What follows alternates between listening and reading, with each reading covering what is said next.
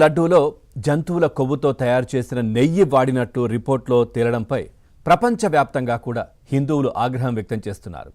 ఇలాంటి ఘోరమైన తప్పుకు పాల్పడిన వారిని కఠినంగా శిక్షించాలంటూ ఆందోళనలు చేస్తున్నారు.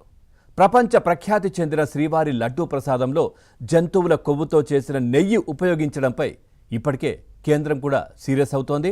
ఈ నేపథ్యంలో అసలు తిరుమల శ్రీవారి లడ్డు ఎలా తయారు చేస్తారు, అంత తక్కువ ధరకే నెయ్యిని కొనుగోలు చేయాల్సిన అవసరం ఏమొచ్చింది అనే ప్రశ్నలు కూడా చాలా తలెత్తుతున్నటువంటి పరిస్థితులు కనిపిస్తూ ఉన్నాయి. దేశవ్యాప్తంగా కూడా ప్రపంచవ్యాప్తంగా కూడా హిందూ భక్తులందరూ కూడా తిరుమల భక్తులందరూ కూడా వెంకటేశ్వర స్వామి భక్తులందరూ కూడా ఆగ్రహం వ్యక్తం చేస్తున్నటువంటి పరిస్థితులు కనిపిస్తూ ఉన్నాయి. ఎందుకు మరి టీటీడీ నుంచి ఏదైతే బయట సామాన్యులు కొనుక్కునేటటువంటి నెయ్యి కూడా 1000 రూపాయలకు 800కు తక్కువ కాకుండా ఉంటుంది, మరి 320 రూపాయలకే ఎలా దొరికింది, ఎలా నమ్మారు టీటీడీలో ఉన్నటువంటి అప్పటి అధికారులు అంటూ కూడా చాలామంది ప్రశ్నలు లేవనెత్తుతున్నటువంటి పరిస్థితులు కనిపిస్తూ ఉన్నాయి.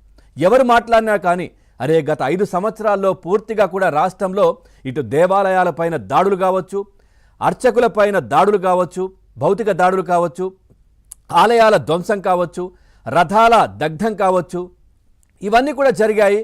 ఏంటిదంతా, ఏం జరుగుతోంది రాష్ట్రంలో గతంలో 5 సంవత్సరాలు, అవన్నీ ఇప్పుడు కొత్తగా ఒక్కొక్కటి కూడా బయటకు వస్తున్నటువంటి పరిస్థితులు కనిపిస్తూ ఉన్నాయి.